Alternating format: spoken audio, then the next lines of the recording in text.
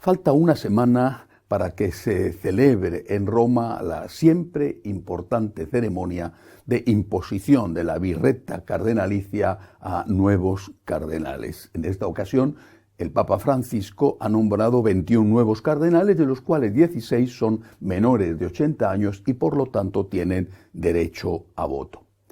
Es una ceremonia, es un acto siempre muy importante para la historia y para la vida de la Iglesia, porque esos electores, los nuevos y los que ya tienen derecho a voto, serán los encargados de elegir al nuevo pontífice cuando llegue el momento.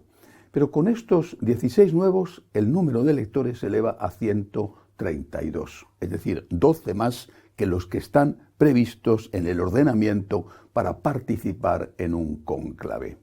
No será hasta el 30 de junio del año que viene, con la jubilación por cumplir 80 años del cardenal Bersaldi, cuando ese número quedará ajustado con lo que establece la ley, cuando habrá solo 120 electores, salvo, naturalmente, que la hermana muerte se lleve en este tiempo que falta a alguno de ellos. Es que además de este consistorio para la imposición de la birreta a los nuevos cardenales, el Papa ha convocado, para 2 días después, ha convocado a todos los cardenales del mundo, 219, para un consistorio extraordinario. Un consistorio extraordinario es, si cabe, aún muchísimo más importante que los consistorios ordinarios, que son aquellos en los cuales se impone la birreta cardenalicia a los nuevos designados. Los consistorios extraordinarios se convocan en pocas ocasiones. Por ejemplo, San Juan Pablo II solo lo hizo en 6 veces a lo largo de su dilatado pontificado. Benedicto XVI, ninguna. El Papa Francisco convocó un consistorio extraordinario en el año 2014, justamente coincidiendo con los nuevos cardenales por él creados poco después de haber sido nombrado Papa. En aquella ocasión, el tema a debatir era precisamente la familia, un tema que en el gobierno del Papa Francisco está siendo muy importante.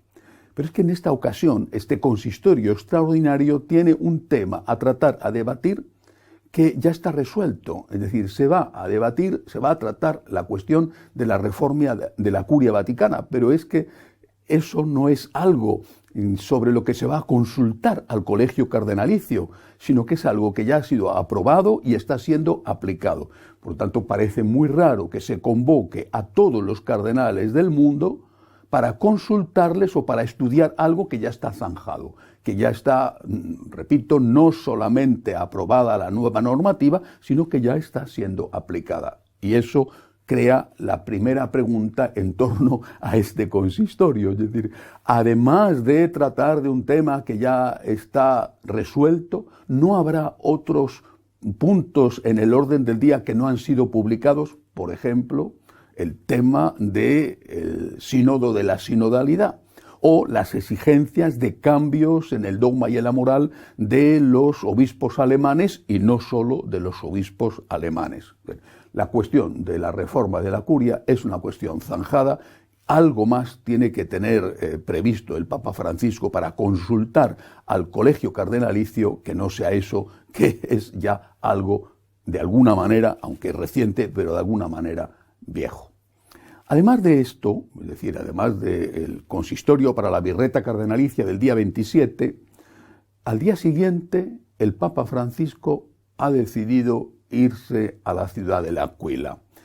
En L'Aquila tuvo lugar, hace ya un buen número de años, un devastador terremoto del cual la ciudad aún no se ha recuperado. Son 13 años, si no recuerdo mal. Hasta la propia catedral de L'Aquila está sin terminar de restaurar. ¿Por qué el Papa Francisco va ahora a L'Aquila a visitar una ciudad víctima de un terremoto cuando en todos estos años no ha ido? Otra pregunta. La explicación oficial es que va para visitar la tumba del Papa Celestino V, que fue el primer Papa en épocas relativamente recientes, que en este caso en la Edad Media, el primer Papa que presentó la dimisión. El segundo, como sabemos, ha sido el Papa Benedicto XVI.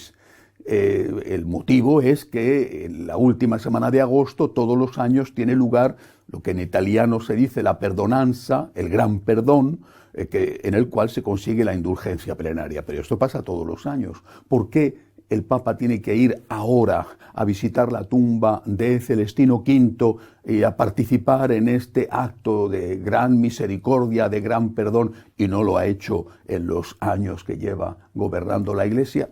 Otra pregunta que naturalmente dan pie a respuestas de diferente tipo, algunas de ellas relacionadas con una posible dimisión. Bien. Pero no solamente es el Papa el que de alguna manera genera estas preguntas en torno a estos dos grandes actos del 27, del 28 y después del 29 y 30, cuando se reunirá con todos los cardenales para teóricamente hablar de la reforma de la curia. Es que el hecho de que lleguen estos cardenales está generando ya también preguntas muy importantes. Por ejemplo, la cuestión de Nicaragua. Hasta ahora el Papa ha guardado silencio, no sabemos la causa, por lo tanto no podemos condenar algo de lo cual no estamos completamente informados. Pero es que los acontecimientos se precipitan. Acaba de ser sacado de su domicilio, donde estaba en arresto, cercado por la policía, acaba de ser sacado de su domicilio el obispo de Matagalpa. Se lo ha llevado la policía a la fuerza. Está en la cárcel. Bueno, realmente en este momento no sabemos dónde se encuentra. En este momento está desaparecido. Es imposible que el Papa guarde silencio sobre este tema. Tal y como están las cosas, ese silencio ya es imposible. Máxime porque la Conferencia Episcopal de Colombia, la Conferencia Episcopal de Costa Rica han emitido ya comunicados públicos de apoyo a la Iglesia nicaragüense. Incluso una persona tan próxima al Papa Francisco como el arzobispo de Tegucigalpa, el cardenal Maradiaga, también se ha pronunciado apoyando a los obispos nicaragüenses. Pero resulta que los obispos nicaragüenses son los únicos que no han hablado. Va a venir al consistorio el cardenal Brenes, arzobispo de Managua.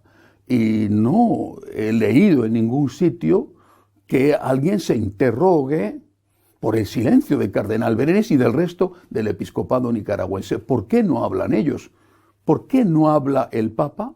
Esta es una pregunta que se hace cada vez más pertinente y que exige de una forma cada vez más intensa una respuesta.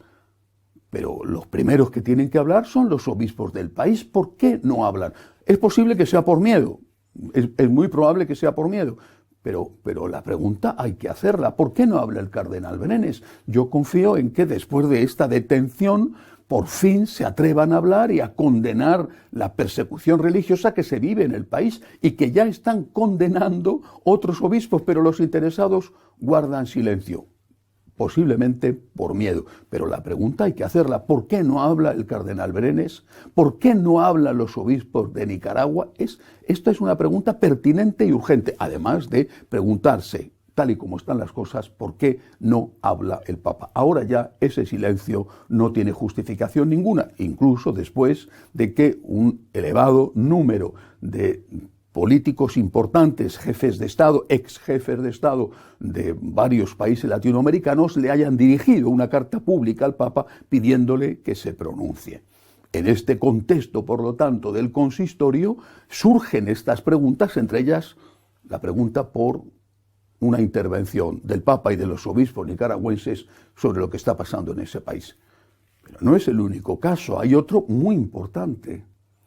El cardenal Ouellet, prefecto del dicasterio para los obispos, uno de los más importantes de la estructura vaticana. El cardenal Ouellet, canadiense, acaba de ser acusado de una conducta sexual inapropiada contra una mujer hace muchísimos años, una mujer que entonces ya era adulta, hoy es una señora muy mayor, y que supuestamente, según esta señora, el cardenal, que entonces era arzobispo de Quebec, el cardenal puso su mano en la espalda en una zona, dice ella, muy baja de la columna vertebral, sin especificar exactamente a qué altura de la vértebra lumbar colocó el cardenal la mano. Bueno, el Vaticano el Papa incluso ha hecho enseguida un comunicado diciendo que la acusación es tan ambigua y tan genérica que no hay lugar a hacer ninguna investigación canónica.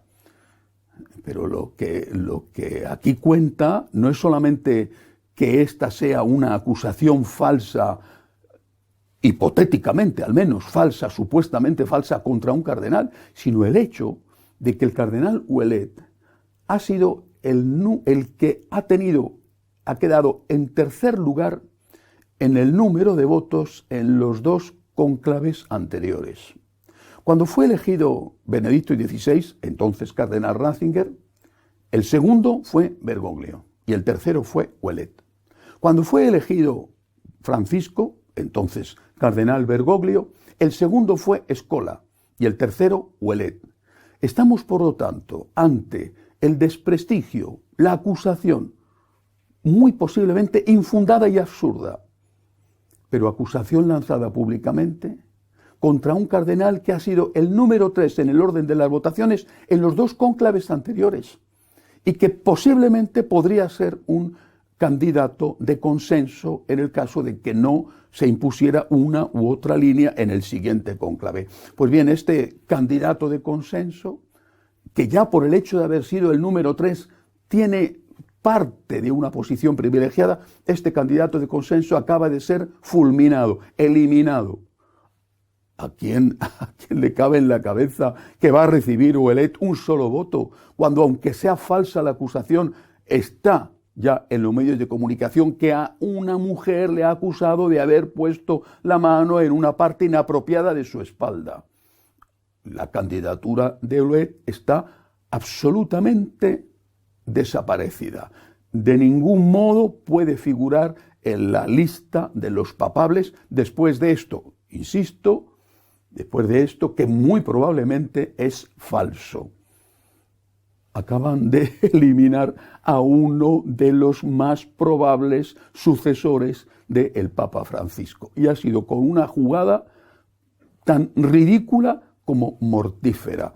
Acusar a alguien de que hace 20 o 30 años le puso la mano en la espalda a una persona que ya era adulta. Esa señora no ha dicho nada hasta este momento.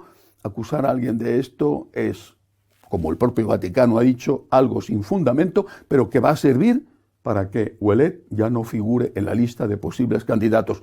Acaba de desaparecer un candidato moderado que podría haber sido un punto de encuentro entre las dos facciones que en este momento dividen a la Iglesia. Son muchas las preguntas que están sin contestar en torno a este extraordinario consistorio que se va a reunir dentro de unos días en Roma. Pero yo quisiera terminar hoy haciendo una apelación a la oración por el pueblo de Nicaragua. La dictadura comunista de Nicaragua sigue los pasos de la dictadura cubana y de la dictadura de Venezuela. Es el pueblo de Nicaragua y no solamente el pueblo católico de Nicaragua, que es la mayoría, el que está pagando las consecuencias. La Iglesia está en primera línea sufriendo la represión de la tiranía. Tenemos que rezar por ellos, tenemos que rezar por Nicaragua, tenemos que rezar por este obispo que está encarcelado para que no le ocurra ninguna desgracia, y por supuesto por los sacerdotes y laicos que han sido arrestados con él. Tenemos que rezar por Nicaragua y tenemos que pedir también por la Iglesia, de una manera particular por los que están siendo acusados falsamente, como posiblemente lo está haciendo el cardenal Ouellet. Que Dios ayude a la Iglesia y que Dios ayude en especial a Nicaragua. Hasta la semana que viene, si Dios quiere.